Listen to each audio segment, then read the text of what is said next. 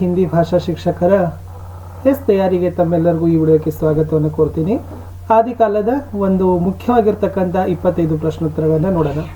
ಈ ಮೊದಲಿನ ವಿಡಿಯೋ ನೋಡದೇ ಇದ್ರೆ ವಿಡಿಯೋದ ಡಿಸ್ಕ್ರಿಪ್ಷನ್ ಬಾಕ್ಸ್ನಲ್ಲಿ TET GPSTR HSTR ಪ್ರಿಪ್ರೇಷನ್ ಅಂತ ಒಂದು ಪ್ಲೇಲಿಸ್ಟ್ ಲಿಂಕ್ ಅದ, ಅದನ್ನು ಒತ್ತಿದ್ರೆ ಹಿಂದೆ ಹಾಕಿರ್ತಕ್ಕಂಥ ಎಲ್ಲ ವಿಡಿಯೋಗಳನ್ನು ನೋಡ್ಬೋದು. सो मित्रों, आज का पहला प्रश्न था और जो पिछली वीडियो में हम लोग 1 से लेकर 25 प्रश्नों को अध्ययन किए थे और बहुत ही अच्छे प्रश्न थे. और आज का जो शुरुआत कर रहा हूँ आदिकाल से लेकर, और आज की वीडियो में मैं सिर्फ 20 ही प्रश्न लाया हूँ और साथ ही साथ इसके साथ विवरण भी देने के लिए मैं प्रयास करता हूँ. आप ज़रूर इन प्रश्नों के साथ उन टिप्पणी को लिखना ज़रूरी है, क्योंकि प्रश्न बहुत बनते हैं, लेकिन मुझे आपको इतने अच्छे प्रश्न करवाना है कि वो परीक्षे में आ सके. ಯಾಕಂದರೆ ಪ್ರಶ್ನೆಗಳು ಬಹಳ ರಚನೆ ಮಾಡ್ಬೋದು, ಬಟ್ ನಿಮಗೆ ಎಂಥ ಕ್ವಶನ್ಸ್ ಕೊಡಬೇಕಂತಂದರೆ ಎಕ್ಸಾಮ್ಗೆ ಬರಬಹುದಾಗಿರ್ತಕ್ಕಂಥ ಬಂದೇ ಬರ್ತಕ್ಕಂಥ ಕ್ವಶನ್ಸ್ಗಳನ್ನ ಕೊಡಬೇಕು. ಇದ್ರ ಜೊತೆಗೆ ಏನಾದರೂ ವಿವರಣೆ ಇತ್ತಂದರೆ ನಾನು ಅದನ್ನು ಹೇಳ್ತೀನಿ, ಅಲ್ಲಿನೂ ಕೂಡ ತಾವೇನು ಮಾಡಬೇಕು, ಟಿಪ್ಪಣಿಗಳನ್ನು ಮಾಡ್ಕೊಳ್ತಾ ಹೋಗಬೇಕು. ಸ್ನೇಹಿತರೆ, 26ನೇ ಪ್ರಶ್ನೆ ಇತ್ತು, ಶುಕ್ಲಕ್ಕೆ ಅನುಸಾರ ಆದಿಕಾಲ ಕಾ ಸಮಯ ಅಂತ ಇದೆ. ಶುಕ್ಲರವರು ಒಪ್ಪಿಕೊಂಡಿರ್ತಕ್ಕಂಥ ಸಮಯ ಸಂವತ್ 1050 से लेकर संवत 1375 तक ಮೋಸ್ಟ್ ಇಂಪಾರ್ಟೆಂಟೇ. ಈ ಕಾಲಮಾನವನ್ನು ಏನು ಮಾಡ್ತಾರಪ್ಪ ಅಂತಂದ್ರೆ ಕೇಳ್ತಾರೆ, ಇದ್ದಿದ್ದು ಸಂವತ್ತದಲ್ಲಿರ್ತಕ್ಕಂಥದ್ದು ಅನ್ನೋದನ್ನು ನೆನಪಿನಲ್ಲಿ ಇಟ್ಕೊಳ್ಬೇಕು. अगला प्रश्न था कि प्रश्न संख्या 27, अपभ्रंश की लोक प्रचलित छंद है. यस, ಅಪಭ್ರಂಶ ಭಾಷೆಯಲ್ಲಿ ಯಾವ ಛಂದವು ಬಹಳಷ್ಟು ರೀತಿಯಾಗಿರ್ತಕ್ಕಂಥ ಲೋಕರೂಢಿಯನ್ನು ಲೋಕ ಪ್ರಚಲಿತವನ್ನು ಹೊಂದಿತು. ಅಂದರೆ ಅಪಭ್ರಂಶದಲ್ಲಿ ಎಲ್ಲ ಒಂದು ಪದ್ಯಗಳು ಏನಪ್ಪ ಅಂದ್ರೆ ಅದ ಛಂದದಲ್ಲಿ ಬಂದು ಅದನ್ನೇ ದೋಹಾ ಅಥವಾ ದೂಹಾ ಅಂತ ಕರೀತಾರೆ. ಮುಂದಿನ ಪ್ರಶ್ನೆ 28, ಅಪಭ್ರಂಶ ಕೋ ದೇಶ ಭಾಷಾ ಕಿಸ್ನೆ ಕಹಾ ಹೇ. ಹಾಗಾದರೆ ಅಪಭ್ರಂಶ ಭಾಷೆಯನ್ನು ಎಲ್ಲರೂ ಬೇರೆ ಬೇರೆ ಥರನಾಗಿನೇ ಕರೆದಿದ್ದಾರೆ, ಬಟ್ ಅದನ್ನು ದೇಶ ಭಾಷಾ ಅಂತಿರ್ತಕ್ಕಂಥ ಕರೆದಿರ್ತಕ್ಕಂಥವ್ರು ಯಾರಪ್ಪ ಅಂತಂದರೆ ಭರತ ಮುನಿಯವರು ಅಂತ ಹೇಳ್ತಾರೆ. ಭರತ ಮುನಿ ಅಪಭ್ರಂಶವನ್ನು ಏನು ಮಾಡಿದಪ್ಪ ಅಂದ್ರೆ ದೇಶ ಭಾಷಾ ಅಂತ ಕರೆದ, ಅವರು ಅಪಭ್ರಂಶ ಅಂತ ಕರೆದಿಲ್ಲ. ಓಕೆ, ಇದು ಮೋಸ್ಟ್ ಇಂಪಾರ್ಟೆಂಟ್. ಹಾಗಾದರೆ ಭರತ ಇದ್ದಿರ್ತಕ್ಕಂಥ ಸಮಯ ನೋಡಿದರೆ 3ನೇ ಶತಿ ಅಂತ ಹೇಳ್ತಾರೆ. 3ನೇ ಶತಮಾನದಲ್ಲಿ ಏನಾಗಿದ್ರಪ್ಪ ಅಂತಂದ್ರೆ ಭರತ ಮುನಿಯ ಒಂದು ಸಮಯ ಇತ್ತು. ಅಗಲ ಪ್ರಶ್ನೆ ಹೇ, ಸಿದ್ಧೋं की ಸಂಖ್ಯಾ ಹೇ. ಇಲ್ಲಿ ಈ ಭರತ ಮುನಿ 3ನೇ ಶತಮಾನದಲ್ಲಿತ್ತ. ಈತನ ಇನ್ನೊಂದು ಕೃತಿ ಬರ್ತದ, ಮೋಸ್ಟ್ ಇಂಪಾರ್ಟೆಂಟ್ ಏನಪ್ಪ ಅಂತಂದ್ರೆ ನಾಟ್ಯಶಾಸ್ತ್ರ ಅಂತ ಕರಿತೀವಿ.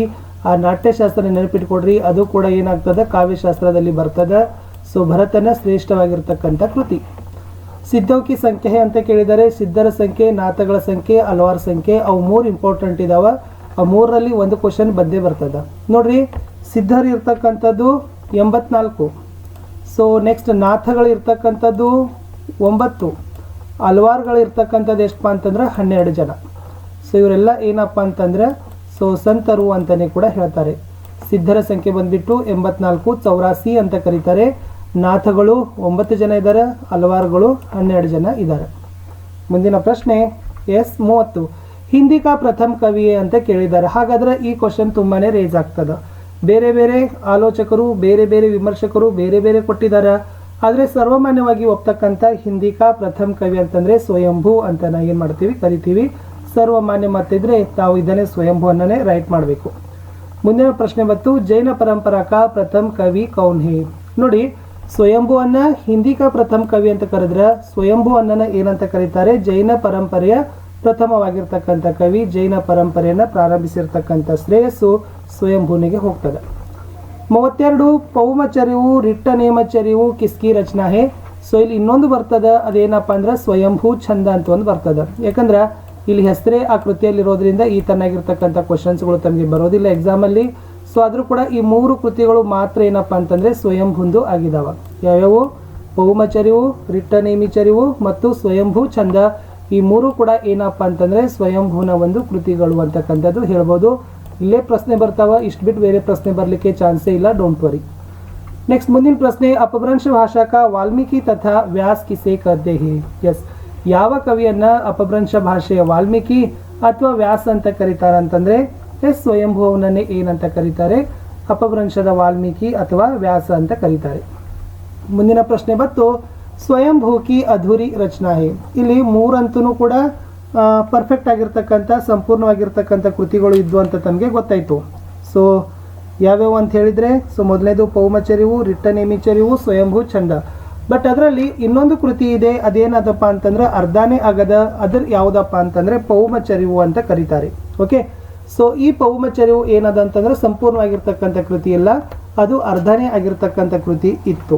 ಸೊ 3 ಕೃತಿಗಳು, ಪೌಮಚರಿವು ಕೂಡ 3ರಲ್ಲಿ ಬರ್ತದ. ಬಟ್ ಈ ಪೌಮಚರಿವು ಅಂತನ್ನ ಸೊ ನೆನಪಿಟ್ಕೊಡ್ರಿ, ಈ ಪೌಮಚರಿವನ್ನಕ್ಕಂತ ಪೂರ್ಣವನ್ನ ಮಾಡಿರ್ತಕ್ಕಂಥವ್ರು ಯಾರಪ್ಪ ಅಂತಂದ್ರೆ ಸೊ ಸ್ವಯಂಭೂನ ಮಗನೇ ತ್ರಿಭುವನ ಅಂತ ಹೇಳ್ತಾರೆ. ಸೊ ತ್ರಿಭುವನ ಯಾರೂ ಅಲ್ಲ, ಆತ ಯಾರಪ್ಪ ಅಂದ್ರೆ ಸ್ವಯಂಭೂನ ಮಗ. ಸ್ವಯंभू के पुत्र ही त्रिभुवन ने जो अधूरी रचना थी स्वयंभू की पौमचर्य को पूरा किया. ಅದು ಕ್ಲಿಯರ್ ಆಯಿತು. ನೆಕ್ಸ್ಟ್ 36 ಅಲ್ಲಿ ಹೋಗೋಣ. ನಯಕುಮಾರಚರ್ಯವು 63 ಮಹಾಪುರುಷ ಗುಣಾಲಂಕಾರ ಕಿಸ್ಕಿ ರಚನಾ ಹೈ. ಇಲ್ಲಿ ಒಂದು 3 ಕೃತಿಗಳು ನೆನಪಿಟ್ಕೋಬೇಕು. ಒಂದನೇದು ನಯಕುಮಾರಚರ್ಯವು, ಎರಡನೇದು 63 ಮಹಾಪುರುಷ ಗುಣಾಲಂಕಾರ, ಮೂರನೇದು ಜಸಹರ ಚರಿವು ಅಂತ ಒಂದು ಬರ್ತದ. ಯಾವುದು? ಜಸಹರ ಚರಿವು. ಸೊ ಈ ಜಸಹರ ಚರಿವು ಅಂತಕ್ಕಂಥ 3 ಕೃತಿಯನ್ನು ಬರೆದಿರ್ತಕ್ಕಂಥವ್ರು ಯಾರಪ್ಪ ಅಂತಂದರೆ ಪುಷ್ಪದಂತ ಅಂತ ಕರೀತಾರೆ. ಓಕೆ, ಸೊ ನಾನು ಮೌಸಲ್ಲಿ ಬರಿತಾ ಇದ್ದೀನಿ, ರೈಟಿಂಗ್ ಪ್ಯಾಡ್ ಆಲ್ರೆಡಿ ನಾನು ಶೇರ್ ಮಾಡಿದ್ದೀನಿ ನನ್ನ ಫ್ರೆಂಡ್ಗೆ. ಸೊ ಹೀಗಾಗಿ ಲೇಟ್ ಆಗ್ತಾ ಇದೆ. ನಯಕುಮಾರ ಚರಿವು, 63 ಮಹಾಪುರುಷ ಗುಣಾಲಂಕಾರ ಮತ್ತು ಜಸಹರ ಚರಿವು, ಇವು 3 ಏನಪ್ಪ ಅಂದ್ರೆ ಪುಷ್ಪದಂತನ ಕೃತಿಗಳು. 63 ಮಹಾಪುರುಷ ಗುಣಾಲಂಕಾರ ಇಸ್ಕಾ ದೂಸರಾ ನಾಮ್ ಹೇ. ಇಲ್ಲಿ ಈ 63 ಮಹಾಪುರುಷ ಗುಣಾಲಂಕಾರಕ್ಕೆ ಏನಂತ ಕರೀತಾರಪ್ಪ ಅಂದ್ರೆ ಇನ್ನೊಂದು ಹೆಸರದ, ಅದನ್ನ ಏನಂತ ಕರೀತಾರೆ? ಮಹಾಪುರಾಣ ಅಂತಲೂ ಕೂಡ ಕರೀತಾರೆ. ಸೊ ಈ 3 ಕೃತಿಗಳು ಪುಷ್ಪದಂತು, 3 ಕೃತಿಗಳು ಸ್ವಯಂಭೂದು. ಮೋಸ್ಟ್ ಇಂಪಾರ್ಟೆಂಟ್, ಇಲ್ಲಿಂದ ಕ್ವಶನ್ಸ್ಗಳು ಬಹಳ ಬರ್ತಾವ. 38ನೇದು ಬತ್ತು ಮಹಾಪುರಾಣ ಮೇ ಕಿತನೆ ಮಹಾಪುರುಷೋं का वर्णन है. ಇಲ್ಲಿ 63 ಮಹಾಪುರುಷ ಗುಣಾಲಂಕಾರ ಹೆಸರದಲ್ಲನದ 63 ಅಂತಂದ್ರೆ 63 ಮಹಾಪುರುಷರ ಗುಣಾಲಂಕಾರ ಅದ, ಅವರ ಬಗ್ಗೆ ವರ್ಣನೆ ಅದ. ಹಾಗಾದ್ರೆ ಮಹಾಪುರಾಣದಲ್ಲಿನೂ ಕೂಡ ಎಷ್ಟು ಮಹಾಪುರುಷರು ಇರ್ತಾರೆ? 63 ಮಹಾಪುರುಷರ ವರ್ಣನೆ ನಾವುಗಳು ಕಾಣ್ತೀವಿ. ಹಿಂದಿ ಕಾ ಭವಭೂತಿ ಕಿಸೆ ಕಹತೆ ಹೇ.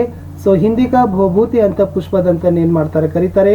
ವಾಲ್ಮೀಕಿ ವ್ಯಾಸವನ್ನ ಸ್ವಯಂಭೂ ಅಂತ ಕರೆದ್ರೆ ಭವಭೂತಿ ಅಂತ ಪುಷ್ಪದಂತನಿಗೆ ಕರೀತಾರೆ. ಪದಡಿಯ ಬಂಧಕ್ಕೆ ಪ್ರವರ್ತಕ ಹೇ. ಇಲ್ಲಿ ಪದಡಿಯ ಬಂಧ ಅಂತಕ್ಕಂಥದ್ದು ಛಂದದ ಒಂದು ಪ್ರಕಾರ. ಈ ಪದಡಿಯ ಬಂಧದ ಪ್ರವರ್ತಕರು, ಅದನ್ನು ಪ್ರಾರಂಭ ಮಾಡತಕ್ಕಂಥವ್ರು ಯಾರಪ್ಪ ಅಂದ್ರೆ ಚತುರ್ಮುಖ ಅಂತ ಕರೀತಾರೆ. ಸೊ ಅದು ಸ್ವಯಂಭೂ ಅಲ್ಲ. ಸೊ ಸ್ವಯಂಭೂ ಹೇಳಿದ್ದಾರೆ. ಸೊ ಅದು ರೈಟ್ ಆನ್ಸರ್ ಏನಪ್ಪ ಅಂತಂದ್ರೆ ಚತುರ್ಮುಖ ಅಂತ ಆಗಬೇಕು. ಸೊ ತಾವುಗಳು ಚತುರ್ಮುಖ ಅಂತಾನೆ ಬರ್ಕೊಡ್ರಿ. ಪದಡಿಯ ಬಂಧಕ್ಕೆ ಪ್ರವರ್ತಕೆ ಚತುರ್ಮುಖ, ಅವ್ರ ಚತುರ್ಮುಖಕ್ಕೂ ಮಾನ್ಯ ಹೇಗೆ ಸ್ವಯಂಭೂ ಅಂತಕ್ಕಂಥದ್ದು ಇರ್ತಕ್ಕಂಥದ್ದು ಟಿಪ್ಪಣಿ.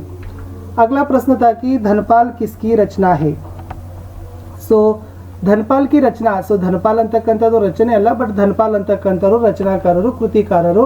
ಸೊ ಅವರ ಶ್ರೇಷ್ಠವಾಗಿರ್ತಕ್ಕಂಥ ಕೃತಿ ಯಾವುದಪ್ಪ ಅಂತಂದ್ರೆ ಎಸ್ ಭವಿಷ್ಯತ್ ಕಹ ಅಂತಕ್ಕಂಥದ್ದು ಮೋಸ್ಟ್ ಇಂಪಾರ್ಟೆಂಟ್. ಇದು ಬಂದ್ಬಿಟ್ಟು 10ನೇ ಶತಮಾನದಲ್ಲಿ ಅಂತಕ್ಕಂಥದ್ದು ಸ್ವಲ್ಪ ನೆನಪಿನಲ್ಲಿ ಇಟ್ಕೊಡ್ರಿ. ಮುಂದಿನ ಪ್ರಶ್ನೆ ಹೋಗೋಣ. 42 ಜೀನದತ್ತ ಸೂರಿ ಕಿ ರಚನಾ ಹೇ. ಇದು ಮೋಸ್ಟ್ ಇಂಪಾರ್ಟೆಂಟ್ ಅದ. ಜೀನದತ್ತ ಸೂರಿ ಅವರು ಒಂದು ಕೃತಿಯನ್ನು ಬರೆದಿದ್ದಾರೆ 12ನೇ ಶತಮಾನದಲ್ಲಿ. ಅದು ಬಂದ್ಬಿಟ್ಟು ಉಪದೇಶ ರಸಾಯನ ರಾಸ. ಸೊ ಜೀನದತ್ತ ಸೂರಿ ಬರೆದಿದ್ದು ಉಪದೇಶ ರಸಾಯನ ರಾಸ 12ನೇ ಶತಮಾನದಲ್ಲಿನ ಶ್ರೇಷ್ಠ ಕೃತಿ. 43ನೇ ಪ್ರಶ್ನೆ ಜೈನ ರಾಸ ಕಾವ್ಯ ಪರಂಪರಾ ಕಾ ಪ್ರಥಮ ಗ್ರಂಥ ಹೇ. ಹಾಗಾದ್ರೆ ಜೈನ ರಾಸ ಕಾವ್ಯ ಪರಂಪರಾದ ಪ್ರಥಮ ಗ್ರಂಥ ಯಾವುದು ಅಂತ ಕೇಳಿದ್ದಾರೆ. ಅದೇ ವಿದ್ಯಾರ್ಥಿಗಳೇ ಉಪದೇಶ ರಸಾಯನ ರಾಸ 12ನೇ ಶತಮಾನದಲ್ಲಿ ಜೀನದತ್ತ ಸೂರಿ ಬರೆದಿದ್ದು. 44 ಶಾಲಿಭದ್ರ ಸೂರಿ ಕಿ ರಚನಾ ಹೇ. ಶಾಲಿಭದ್ರ ಸೂರಿ ಒಂದು ಗ್ರಂಥ ಬರೆದಿದ್ದಾನೆ, ಭರತೇಶ್ವರ ಬಾಹುಬಲಿ ರಾಸ ಅಂತ. ಇದು ಬಂದ್ಬಿಟ್ಟು 1184 ಅಂತಕ್ಕಂಥದ್ದು ಸಮಯ ನೆನಪಿನಲ್ಲಿ ಇಟ್ಕೊಳ್ಬೇಕು.